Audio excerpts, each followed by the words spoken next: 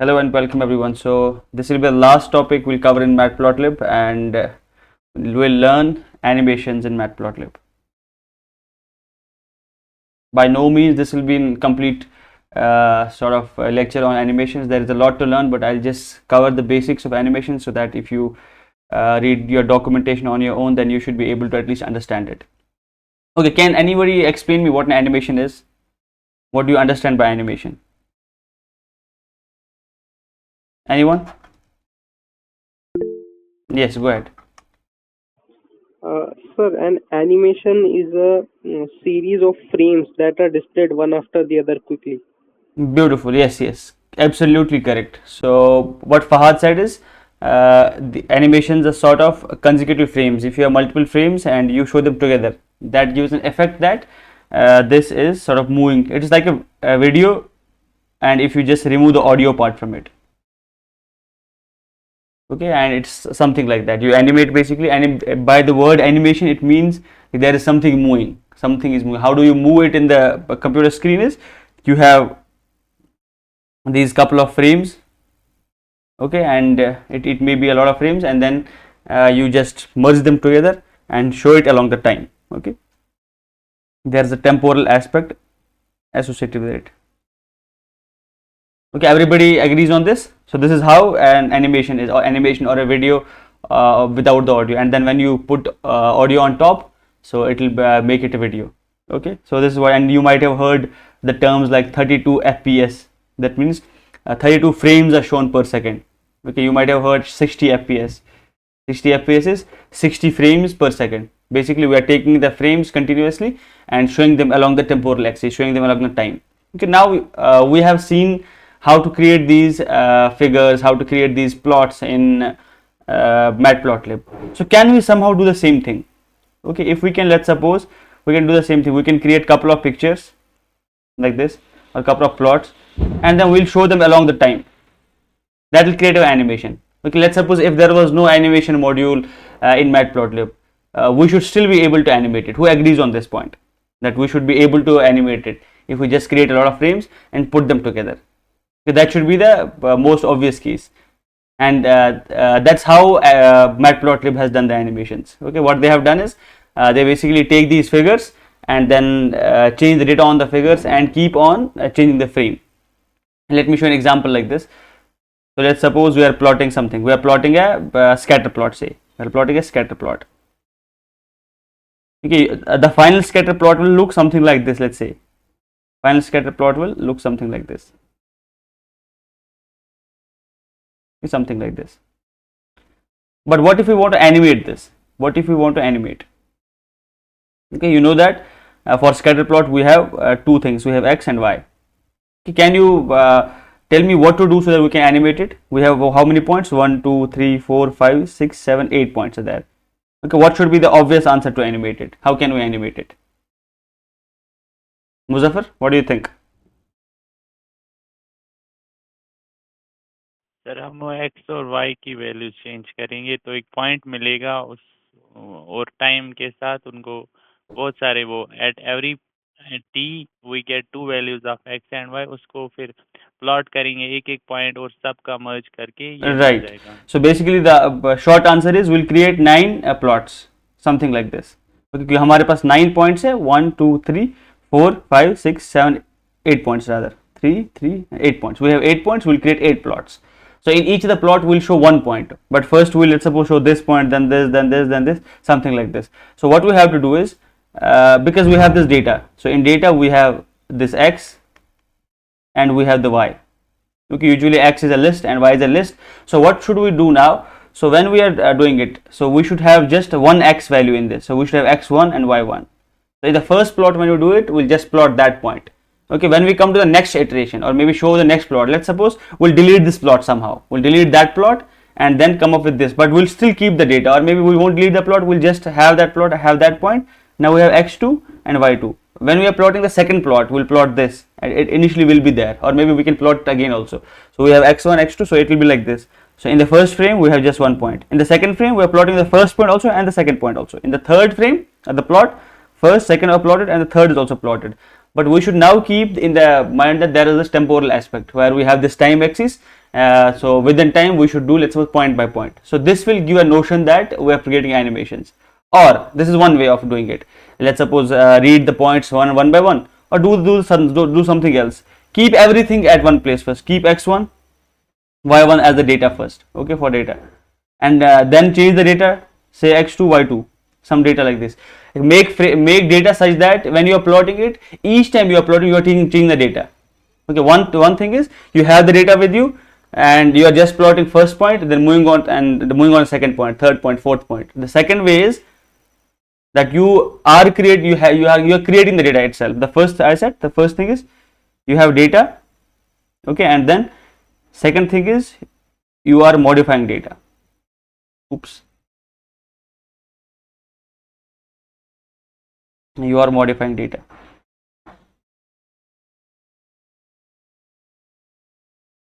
So in this plot you have data with you. You have the whole data. This is the whole data with you. You have the whole data with you. And then you are just plotting maybe some portion of the data each time, okay, and then you are updating the plot again. In the second case, you are modifying the data itself, okay. You maybe have some data and after that you are modifying the whole data and again plotting it, okay. Do you see that we can do it in two methods, if we have the data upfront or if we can change the data, okay. Based on this, in the Matplotlib we have what's called as the animation module, okay. We have animations. So this animation module, it basically created these animated plots where each frame represents like an updated figure each time, okay. So we'll see how to do that. So as I said that we can do it in two ways. So in the Matplotlib it does it in the two ways. The first thing is called function animation. So they have called it FUNC animation, and the second thing that they have mentioned is called artist animation. And whatever we have discussed, that how we can figure if we have data and you keep on doing something with data, otherwise we just have frames of this data and then we just plot the different frames. Okay, now first we will see this function animation and maybe we will also see a bit of arts animation, then we'll see the difference between that. Okay, let's go to the code window and show you that. Yeah, everybody understood so far? It's not difficult to create animations. Nice. Okay, at least you are paying attention. Now we'll see it in the code. I have written some code. Let me delete it and I'll write it again. I just wanted to test the environment if it is running.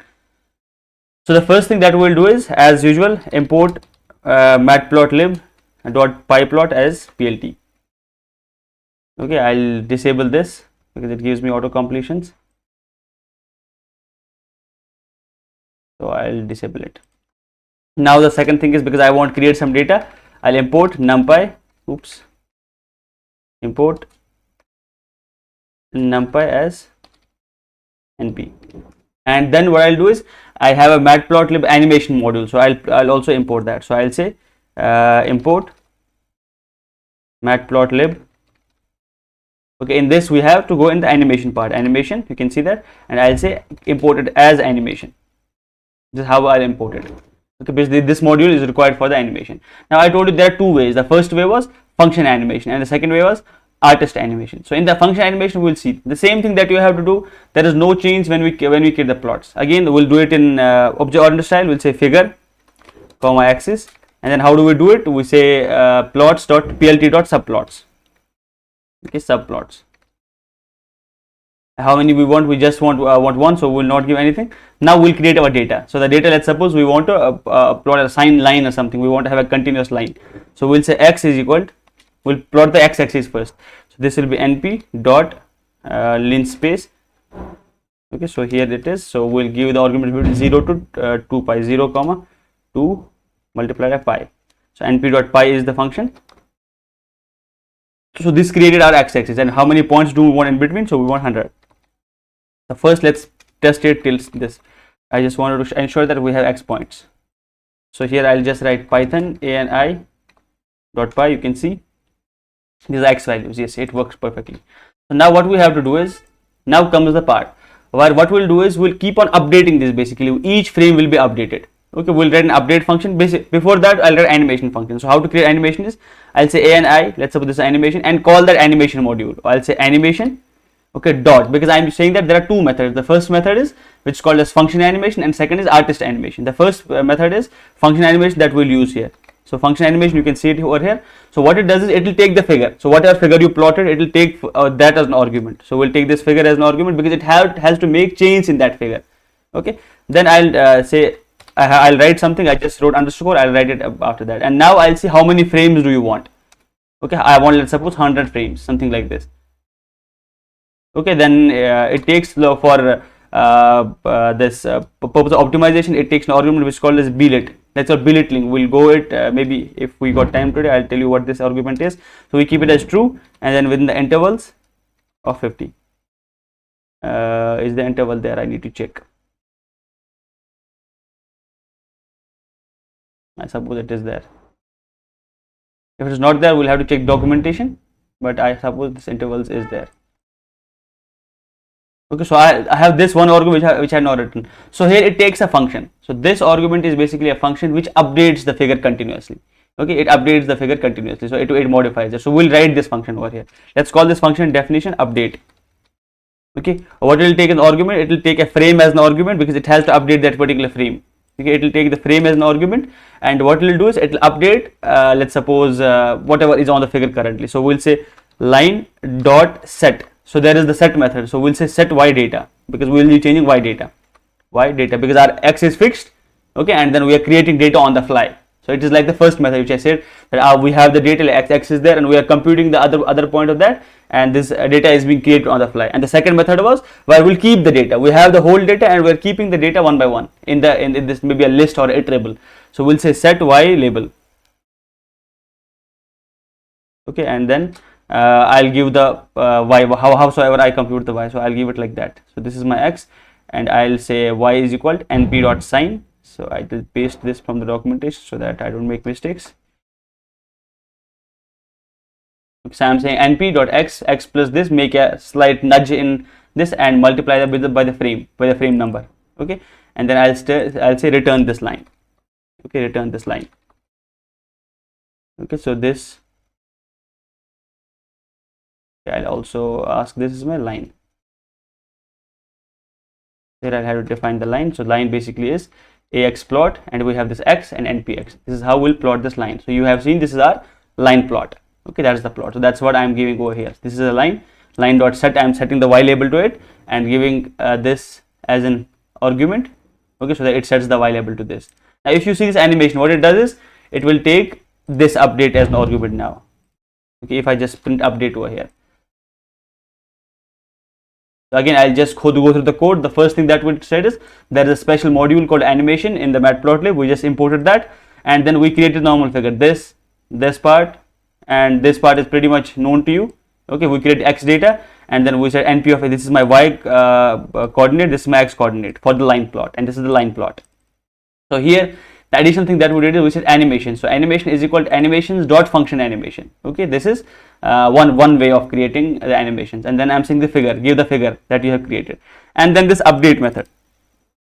This is the most important method. So what I'm doing over here is, so I'm taking the frame number because we have defined frames is equal to 100. I'm saying give me the frame number, and this line is this line, and set y label of that line. So how to set that? I'm changing that by this according to the frame. Okay, now let's suppose if I run this. If I run it, Python animation.py. Did you mean y label? Y data. Actually, it's not label. The argument is data. Y data. Sorry, because you have to see these methods also. So y label, as it said. Did you mean set label? No, we didn't mean. We actually meant y data. Oops, and still we have another animation function returns a multiple sequence of artist objects. Let's fix that. I'll just paste it over here. No,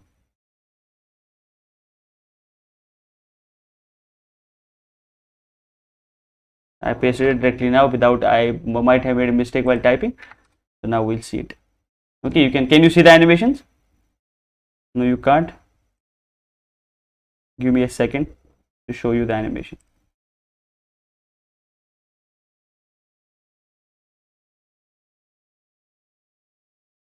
So here you can see that we have a sine wave, which sort of looking like it's moving. Okay, but it's basically just updating this. Okay, and we are doing this by plot. So this is a line plot. Is everybody with me so far? Okay, now let's close this. If I close this, you'll come back to the code window, you can see it. Okay, so this is one way. This is the function animation. And second way is to create a series of these plots, create a series and keep them in the data, keep them in some iterable, and then iterate through the data. Okay, let's see that also. Okay, if we, let's suppose, want to create a scatter plot, so I'll say animation.2, animation2.py. Again the same thing, I'll say import Matplotlib. I'll just copy these things from here. I'm just showing you the second way of doing the things. So now what should I do is, I'll again do the same thing, create figures, fig, comma, ax, and then I'll say plt.subplots. Okay, and now the thing is, I'll create artists now. Okay, maybe let's suppose I'll create some data, x comma y. I'll create some random data. X is equal to some random data first, np.random. So how many data points we want? Let's suppose we'll want 10 frames or something. So np.random.rand of, suppose 10, and we'll say same thing for the y. If you have this, now we'll create artists upfront. By artist, I mean that whatever gets plotted on the figure, that everything is based on that artist. I have told you this in the first class. So now what I'll do is, this artist will be updated. So this artist will be updated by a for loop or something, and then we'll plot it one by one. Okay, so let's suppose we have this artist, we have a list. So we'll say list, this is artists. Okay, this is list, and now I'll write a loop. So in that loop, what I'll do is, I'll keep on appending this these plots to this artist. I'll make this list of data, basically list of plots, and then I'll show it. Okay, so how to do that? For nothing in, let's say we are going to have 20 data points or 20 frames, and in this frame, so each time what I'm doing is, each time I'm taking this x and y, and maybe let's suppose I'll add some numbers to x and y, and after that I'll append that plot, maybe scatter plot, to this artist list. So the first thing I'll do is scatter. So I'll create a scatter plot. Okay, this will be my scatter, and then ax dot scatter. Okay, so this is the function that you already saw in previous sessions, x comma y, because we have these points. Now what we'll do is, we'll maybe modify this. We'll say x plus equal to np dot random dot normal. We're just adding something, normal distribution with a mean of 0, standard deviation of 0.1. I should not make a mistake, and then I'm saying how many size is equal to x dot shape is equal to x dot shape. Okay, and the same thing for the y. So here y, this will happen in loops now. So this is my y, and this artist is a list, so I'll append these things. So I'll say artist dot append. I'll say artists, because it will be a couple of artists, not just one. So artist is equal to append dot artist dot append. So what will I append? I'll append these scatters that I have created. So I'll say append scatter. Okay, I think they should make a list of it. Okay, let me print if the artist is getting modified. Print artists. So this is my animation 2. Yes, I think we have, this is the Matplotlib collections. We have these things, so we have references to that. Okay, it is getting appended right here. Now what you can see in the second method, for the first method we had the data with us, and then we just plotted data one by one. The second method was, now we are creating frames, all the frames once, and keeping those frames in the artist. Okay, and now we'll plot these things. So we'll plot it like this, animation is equal, so we'll again go to the animations module. Okay, dot, initially we had function animation, now we'll have artist animation. So artist animation, so again I'll give the figure. Okay, this figure, and then the second argument, it will take this artist where you have kept these couple of frames. Okay, and then we'll give enter. So artists is equal to artists. Okay, comma, then we'll say frames. How many frames do you want? Let's suppose 100. And then do you want to repeat it? There is an argument repeat. Can set it as true. Okay, and the last thing is, I should say plt.show. Okay, I hope that now this will work, if I have not made any stupid mistakes. Okay, frame, got an unexpected argument frame. So frame basically it's intervals, not frame. Okay, let's see. Unexpected, even interval, it is not intervals also. Okay, let's see. Yes, can you see the scatter plots? Okay, random data, creating random data and then did something.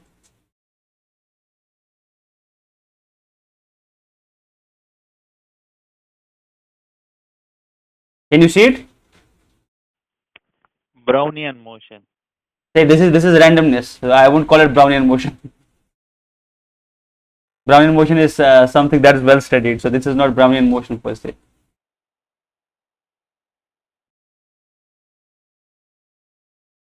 Yeah, if I just increase intervals, I think this should get a bit slow.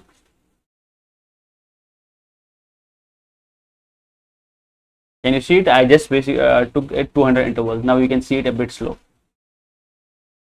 Okay, and each time it is also things, and we can do random things on the random points of scatter plot. Any questions still here? So now what we saw is we saw two methods. The first method that we saw, let's just delete this code window. So now the first method that we saw was function animation. So in the function animation, so the thing that I said is you have the data and you read it one by one and only make the change in the frame whatever happened right now, and you keep the previous change there.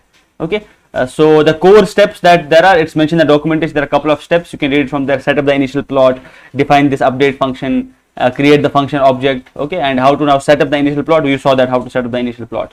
And let's now create something like some sort of a better plot which they have mentioned in documentation of some motion. It is following a particular path, and this is defined by the how much is the gravity by acceleration and what's the initial velocity of that point, and if we throw a point from here and how far it will reach, something like that. Okay, let me go back to the code, show you that. Okay, we'll again do it by the function animation first, and I'll say function animation. So animation 3.py. We'll create this thing is there. We'll copy this. Okay, now we'll just do the first thing. So what I can do is I will plot that thing. Basically, what I want, if I throw something, so which the projectile that it will follow. Okay, what's the projectile that will follow? For that, let's create the time. Okay, because the equation uses time. So this is the time. So t is equal to this, and then I'll use let's suppose two things. I'll first have a scatter plot and a line plot. Okay, you can see the comments over here. I'm just setting the data. So you can see gravitation constant is 9.81, initial velocity is 12, and this is the equation that we are using. Okay, so gt square divided by 2 plus vt. Okay, this is again the same thing for this. Initial velocity here is 5. So this is my data. So what is the first step? The first step is setting up the initial plot. Okay, if you have to set up the initial plot, how to do that? I'll do it like this. This is step 1. So usually I'll write step 1 over here. This is the step 1. Okay, I should first create the figure also. So I'll do this. I'll say figure comma axis. Oops. So before setting up the data, so this is my figure and axis. So here this is my sort of data, and then I'm initializing the scatter plot. I'm saying scatter is equal to a-axis scatter, give t0 and z0, and then this is the color is blue, like everything that you have seen. S is that how much size do you want, and we have given the label also. Okay, and this is my line. Okay, now I am setting that thing, and axis.legend. This is setting up the thing. And second thing is now we have to define the update function that we did in the earlier example. Once you set up all of this, once you set up the figure, the second thing is how to update this. Okay, I'll write an update function over here. This is the update function. Okay, take this x till the frame. Okay, you know that we have this x, it's an iterable, y is an iterable, this z is an iterable, so we can just call the frame and just take that amount of data. Okay, and now we have this data. Now we'll stack this data together, x and y, and this is transpose. Okay, and this is just to update the plot, and this is we are updating line 2 and setting this x data and setting the y data and returning the scatter and line 2. And the third will be to just create the animation which we earlier did. Animation is equal to animation dot this, and then give figure, give update function, give the frames will be based on the length, and then give the intervals, and then plot dot show. Okay, so again step 1 will be to just set up the figure. Okay, the step 2 is to write the update function for it. How do you want to update the function, update these plots? And the third thing is to show the plot. Okay, we have seen this in this example also. So here we were setting the plots, not this, setting up plots, writing the update function, okay, and creating the animation. Similar thing is over here, a bit maybe more complex than the initial example. So here we are using the equations of motion, okay, and this is how is our data getting created. This thing is setting up the plot, okay, and this is the update function over here, this much, and this is the animation. So if I just now show it, if I run it, so it should pop up something like this. I am writing animation 2, this is animation 3. Okay, now can you see it? Okay, it is showing those projectile sort of motions. Okay, if you have an initial velocity, okay, and then if you have these equations of motions in place, it is showing with time. So how is this following in the projectile? Okay, but this is the thing is, here we are using this function animation. Okay, keep that in the mind. The 3 steps. The first step is make the figure, second write the update function, and third show the animation. And then maybe we can do other stuff also. So I have written some code also, right, to just rotate a line. Should not be difficult to read. So here again, if you see, the same thing is there. So first we have this setting up the figure. Okay, this is the setting of the figure, and then update function, writing the update function, and then this is showing the animation. If I just again run it, you can see the animation over here. Okay, and a bouncing ball animation also is here. Do pause when you are watching it on your own. Do pause it and try to write all these code. Okay, this is a bouncing ball animation. Oops. So this much, I'll paste it over here because I have tested all the code upfront. If you see this, you can see this bouncing ball. Maybe it is a bit faster.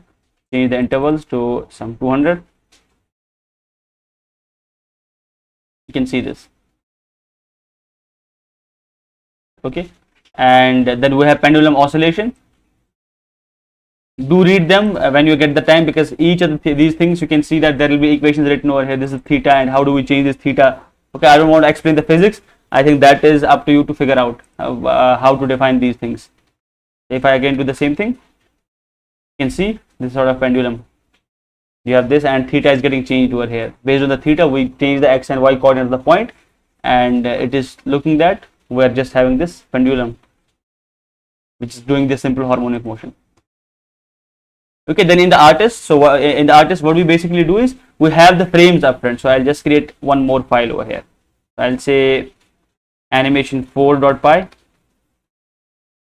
Okay, so in the artist, the thing is that we have all the data with us, and we just create these frames. We just create the frames and read them. Okay, so let me just show you the plot like this, which we earlier did also, same thing. So here I am just creating some data and x and y, and now I am just creating some bars, but I'm keeping them in this artist, appending them in the artist. The step 1 is again have this figure setup and have the data, and step 2 is create all these artists. Okay, append them in this artist. So that you do in this loop, data plus this introduce a random integer, and this is the container which we have this bar graph. Okay, horizontal bar graph, and then you can append to the container, then show it in here. Okay, if I just run this, so this should be animation4.py. You can see these bars growing. Okay, well, the major difference is that in the first we had data and we are just reading the data one frame at a time, and here we just create frames. We create frames upfront. Okay, and they have their own disadvantages. So in the first go, if there is very minor change happening, let's suppose, so you should use the first function animation. You should not use artist, because artist animation changes the whole frame.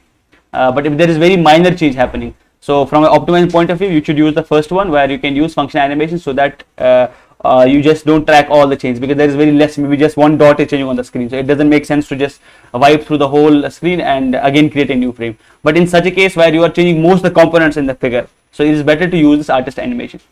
Okay, is it clear that where should we use artist animation and where should we use function animation? Is it clear? The function animation should be used where there is very less change happening to the screen, so that we just update those things. Okay, and it will save you a lot of times, a lot of maybe resources. But if there is a thing where most of the figure is changing, so it is better to use artist animation, because in the function animation what we do is we read the data and just make the change in the figure that's existing there. But in the artist animation we create all these figures upfront and then read them one by one, as we did it with this example. Okay, and that's what we did in this example. And the second example I'll show is, so how is this exponential growth happening. Now the major part is, if you know the maths, you can just convert that into code and just write the animations. Something like this, we have starting from there, so it will follow this exponential curve. Okay, this point is getting continuously updated. Okay, do I have some other animations? Okay, we have something called as Fourier series, Fourier approximations. So Fourier approximation is the way where you take these sine waves and you approximate, let's suppose, some function. So here we will approximate a step function.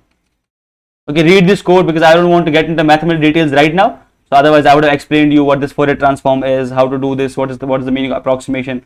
Okay, and all these things we'll study when we'll go to gradient descent. There we will see what happens, and when we see how is neural network a function approximator. Okay, how does it approximate functions? Probably we'll use this sort of animation. But I would strongly urge you, stop the videos over here when you are watching and just try to code line by line and try to understand, try to reason from the first principles.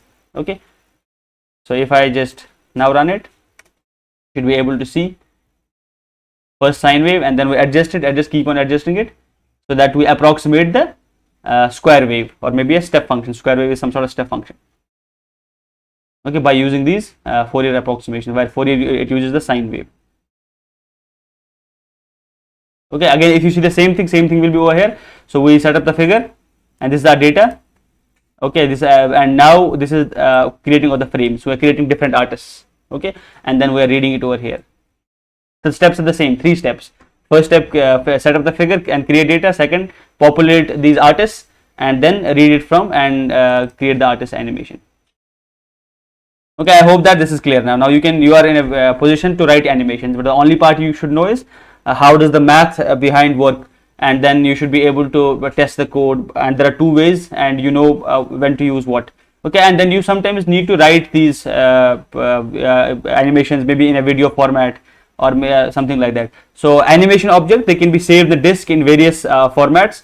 And we have multimedia writers for that. So we have one thing which is called as pillow writer. So it will give you .gif extension or APNG or WebP, and then we have HTML writer also if you want to embed these things in the HTML. So we have .htm, .html, .png writers. Okay, there are a lot of writers which you can see in the documentation.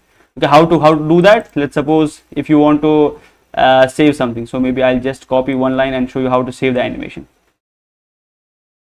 You should write it like this. So I'll show you one writer. So this is my pillow writer. Okay, it will save it like this. So ani.save, file name is this, and then it will save it. Okay, if I just run it, okay, it is approximating it, and I can show you. If I go to now CD, there will be a temp folder. I should see where it have created. Is there a temp folder over here? No, it might have created in the base folder. So I can give it the exact location over here. So I should keep seeing what is the file name that I should give. Okay, so here whenever you mention the file name, it will be written like that. And similarly, if you want to use some other writers, so let's suppose you want to write it in HTML. So what you can do is ani.save, and the writer will be HTML. Okay, initially we had that the writer is pillow. So now here with the writer is HTML. Okay, there are a lot of writers. I think there are at least 10-12 writers that I can see on the documentation. Okay, and based on what you want and which is the format that you want, where you are using these videos, you can save the animations part. Okay, with this I cover the basic introduction to animations. Now your imagination and the mathematical background that you will learn, you can use that to create a lot of animations. Okay, with this I'll stop the recording and I'll take questions.